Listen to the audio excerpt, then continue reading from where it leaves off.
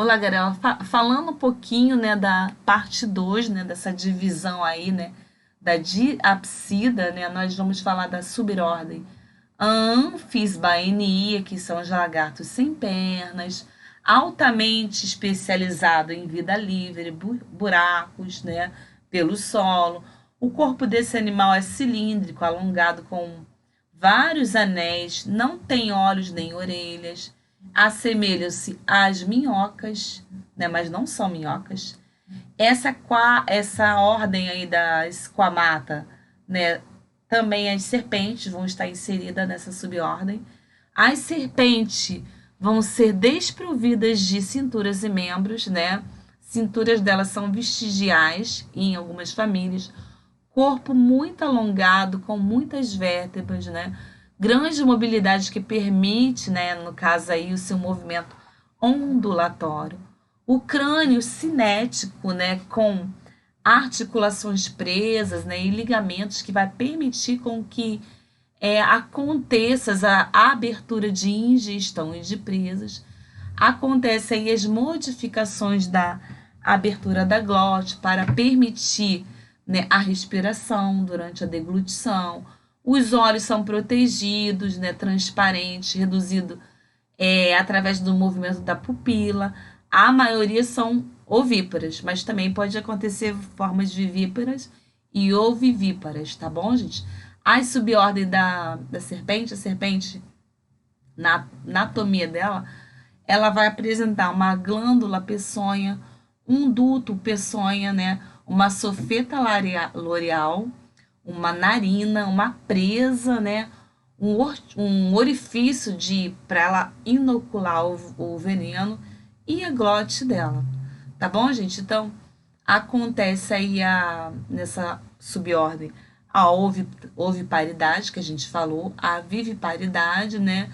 A oviparidade acontece na maioria das serpentes peçonhentas nativas. A pele dela tem escamas, uma audição fraquinha, visão binocular, né? E olfato muito apurado, né? E ela consegue sentir, né, através das captações de vibrações. A língua é bífida, né, cortada no meio, ou protrátil, né, com receptores olfativos, né, e em contato com o órgão de Jacobson, né, que apresenta esse órgão, ele vai apresentar duas câmaras sensitivas que elas vão se abrir no palato. Algumas espécies apresentam essa fossita loreal. E aí, gente, nessa fossita loreal, o que ela vai ter? Ela vai ter um termorreceptor localizado entre o olho e a narina.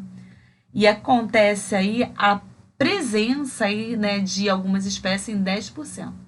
Então, essa subordem que apresenta a fosseta loreal, né, através da membrana e da câmara interna e as terminações nervosas ricas em mitocôndrias.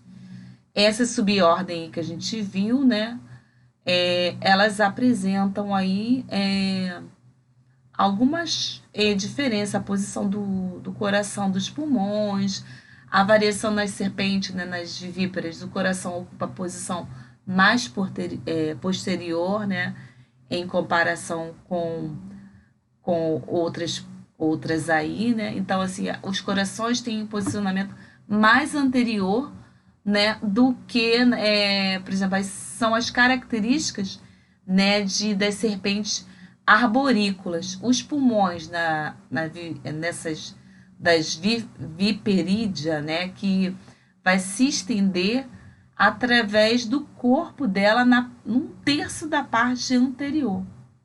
Tá bom, gente? Então, gente, a dentição da serpente, ela tem um dente sobre o osso e a dentição de um mamífero, né, tem um dente na cavidade do osso. Apresenta um aglifodonte, né, uma glifa, aí muitos dentes fixos em pequenos maciços. E a opistoglyphodonte, né, um nome estranho, opistoglifa, né, que são, além de dentes fixos pequenos e maciços, elas vão ser observadas porque elas possuem aí um fundo de boca, né, um par de dentes longo, né, com sulcos, né, na saliva dessa serpente, ela pode escorrer, né, e penetrar aí na presa quando ela morde. Tá bom, gente?